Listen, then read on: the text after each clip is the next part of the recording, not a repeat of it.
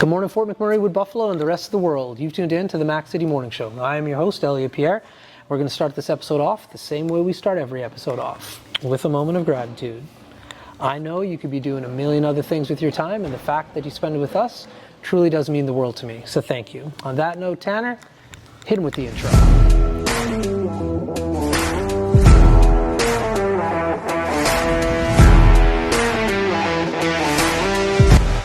How's it going, you guys? It's Jake White, JJW, coming at you from Norrell Toyota in Fort McMurray. Just wanted to say hi and come on down, check the place out.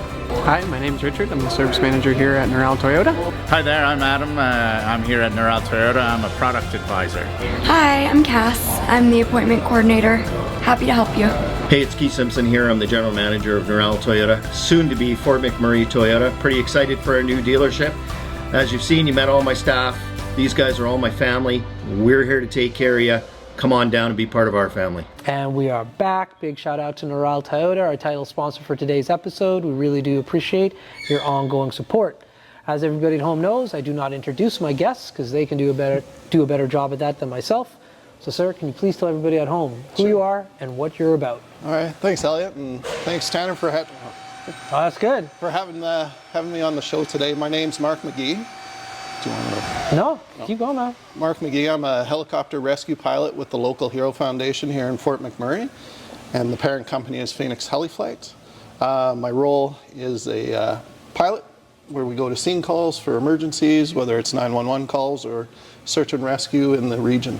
So we can cover northern Alberta into a little bit into Saskatchewan, a little bit of NWT, and then here down to Edmonton if we're required.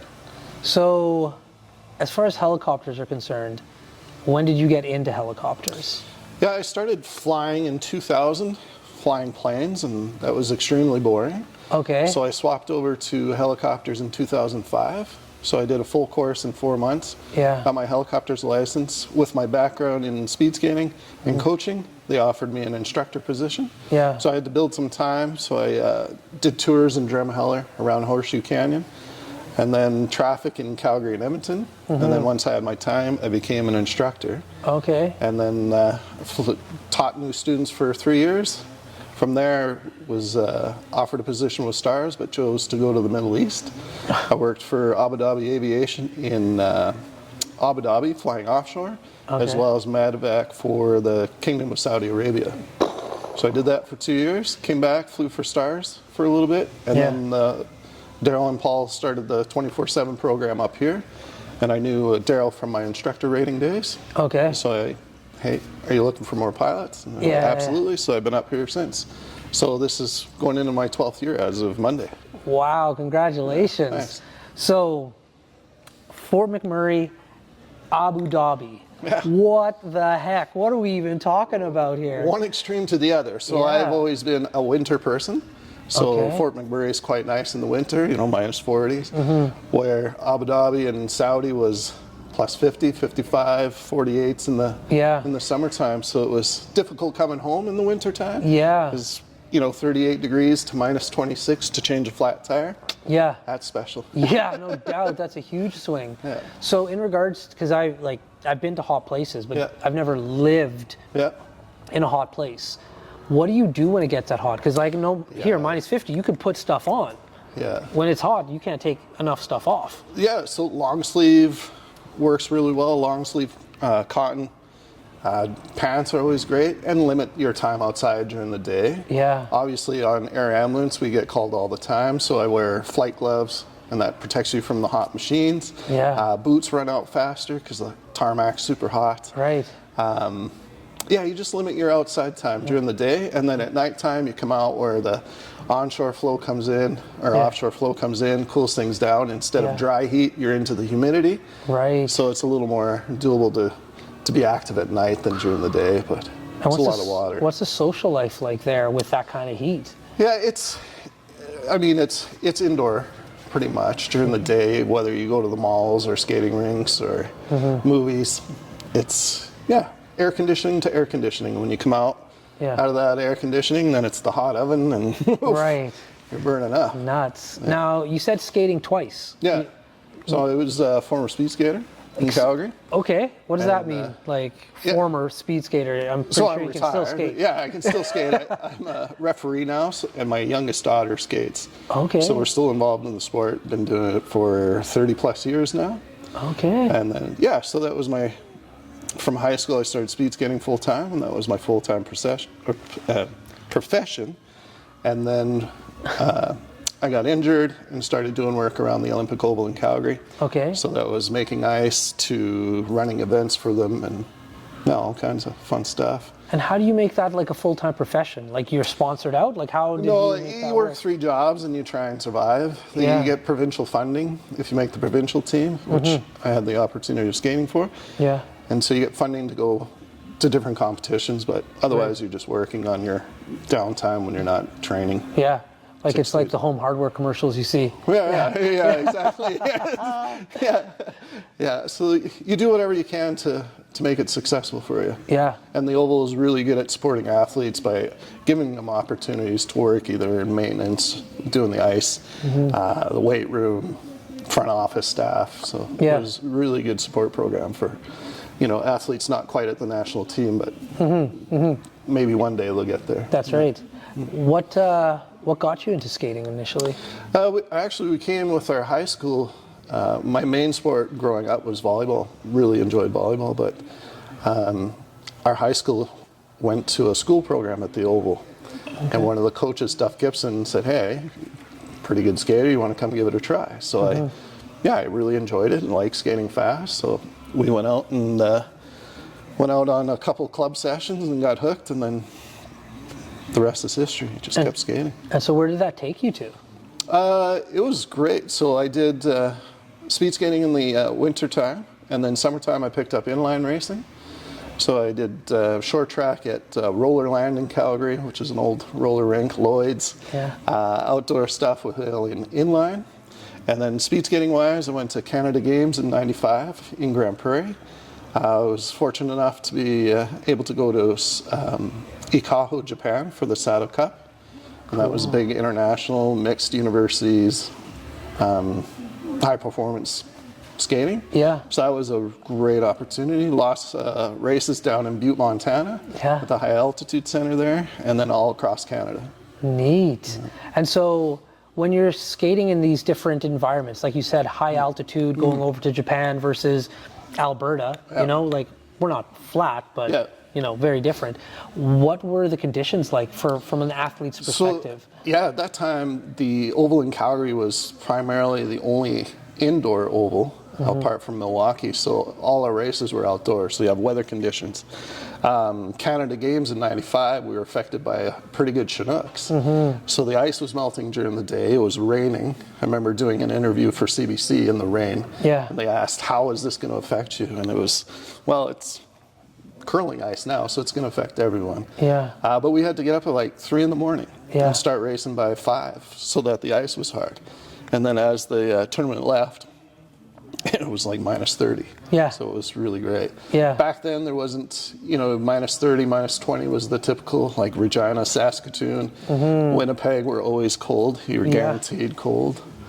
And then you'd come home at the end of the season and skate in the Oval, and it would be fantastic. Nice. T-shirt weather and, Yeah, and totally. fast ice. So Yeah. it was pretty unique that way. And now your daughter's into that. Yeah, so my daughter was playing hockey, so my wife and my other child both are into hockey. Becky played growing up and then into her older years. Yeah. And then so Tess and Grace played hockey, and Grace didn't really like the half ice and like the speed. And I took her to my friend's competition at the Oval. She saw it and she's like, "I'd like to try it." Yeah. So the next year COVID happened, and then we were able to get a season in. She's been doing it since and loves hockey, or loves speed skating as opposed to the hockey side. Interesting. Yeah. And so where can she do that here in McMurray? There's nothing really set up. There used to be a club out of Fort McMurray, but it's been long gone. I think in the last 10 years, Yeah, that's right. It's gone. So with your kids, were they over in... No, we do touring, just like here. I tour out of here. gotcha. So we do, to the Middle East, I do 6 weeks on, 6 weeks off. Yeah. And then here I do 3 weeks on, 3 weeks off. Yeah, because like what you do, like there's a limited amount of people that can do and fly what you fly. So you said something at the beginning in regards to you didn't like being a pilot because it was boring. Yeah, fixed wing. Explain that concept to me, and to anybody at home, because I don't understand what that means. So for me, I grew up in Calgary, in Parkdale, and right at the Foothills Hospital, so I'd watch Stars or Alpine helicopters come and land at the hospital every day. Yeah. Always loved helicopters, whether it was Airwolf, Blue Thunder, anything helicopter, I'm in it. Yeah. It's also very expensive, so when I decided I wanted to go flying after speed skating, I tried fixed wing, and it was fun, but it's something you have to do every day, otherwise you can get distracted and squirreled.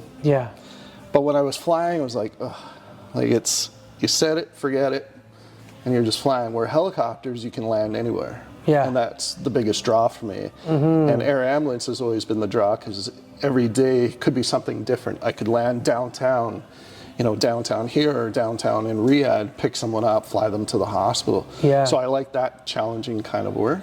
Right. And that scope of work has been big for me growing up the hospital itself. So going from planes to helicopters, I had to do it. It was a big sacrifice for the family. It's not cheap, but it takes about 5 years to finally start making money back in the industry and being comfortable again. Interesting. Yeah, so it's hard at first, but if you put your mind to it and work hard for it and know this is what you want to do and where you want to go with it, anything's possible. Yeah. And so was this a career path, how was this career path made known to you? Yeah, so, growing up, I would talk to the pilots with Stars. I volunteered for them for a while. Okay. And then, so that got me into the medevac side of it, and how do I get into this profession? And then when I went to flight school, I had a great mentor with Paul Bergeron and Richard Alzetta. They explained their careers to me, and Richard did flying in Singapore, flew in the Middle East, so we shared a lot of those stories. And there was great advice. You either fly VFR, which is visual flight rules, working, in forestry stuff, and it didn't really appeal to me, but where I wanted to fly offshore into the oceans or air ambulance, anywhere possible. So that drove me into the direction that put me where I am today. And it was just a lot of mentorships, and in the industry, there's a lot of mentors that are out there that are incredible and willing to help you with your goals. That's awesome. And it obviously takes you international. Yeah, you can go anywhere. Right now, to be a helicopter pilot or any pilot there's so many great opportunities. It's, how do you work it with family life and work life that's the only thing you need to sort out, but the doors are open worldwide. And once you meet people worldwide, then you keep in contact and you're able to explore new opportunities if something's not what you were hoping it would be. Yeah, and that's really interesting to hear, because as far as myself, when I daydream about helicopters, you're usually thinking it's either military or you see rich people in their helicopters flying around. There's so many other use points for it, right? Yeah, absolutely. Military was, I thought about it, but it just didn't really appeal to me. I joined briefly for basic training during my speed skating days, and it wasn't for me. I was having too much fun inlining and speed skating, so I chose, it's not for me. And then it was just motivation from my wife when we first met. Is this something you want to do? Then go and do it. That's very cool. Drove me to helicopters, basically. That's awesome. Now, before we started filming here, a topic of food was brought up. And they said we could kill 20 minutes with food conversation. So what kind of food are we talking about here? You got 2 minutes, I've been told. Yeah, I'm a big foodie. I like exploring different places here in Fort McMurray. I just went to the golf course and tried their waffle fries. They're excellent. There's a place in Calgary that has the same style, and it was top notch. Food-wise, I'll go anywhere, and that's the first thing I look at. Whether we go to Shreveport, Louisiana here at the end of the week for our annual training and check rides with Transport Canada. Yeah. And I look for the great restaurants to go and eat, whether it's crawfish or etouffee. And Yeah. so every city I go to, I scope out the best restaurants and try and hit them up. Transport Canada sending you to Louisiana? Our company does, and then Transport Canada sends an inspector, and they do a check ride with us. So it's a flight test to make sure we're continuing safe flying, and How often do you have to do stuff like that? annually. Yeah, so Really? every year. Cool. Okay, back to food. What's the best meal you've ever had? Best meal I've ever had. A place in Abu Dhabi called The Automatic. It's Lebanese. It was fabulous. Yeah. Oh, during Ramadan it was lentil soup, so lemon lentil soup, and then mixed grill. That was by far the best meal. And then chicken wings is always number one too in my heart. There we go. That's awesome. Well, my man, Tanner's stopped his watch. That means we're out of time. Awesome. But before I cut you loose, everybody gets a shameless shout out or plug. So we have the mic, the camera, the lights. Have fun. Yeah, it's nice meeting. Thanks for everyone's time. And if you get a chance, check out the Local Hero Foundation on their website, Local Hero, or YMM and Local Hero. And if you ever want to stop by for a tour, just give the front office a shout and we'll give you a tour of the machine. Thanks very much, guys. There we go. Awesome. Well, for McMurray with Buffalo, the rest of the world, that's been another episode of the Mac City Morning Show. From the bottom of my heart, thank you very much for tuning in. It means the world to me. Big shout out to our title sponsor, Neural Toyota, as well as Carrie from Patchouli Rose and the beautiful people at Coldwell Banker. Hope everybody's having a great day, and we'll see you tomorrow. Peace. Hi everyone, it's Carrie with Patchouli Rose here at Thickwood Barbershop. If you're wondering what to get your loved one this season for Valentine's Day, I make an all-natural anti-aging skin serum called Good Skin. It's good for men and women, and it's available for purchase here at the barbershop, downtown at the Corridor Shops and Events, and on my website. Thank you for your support.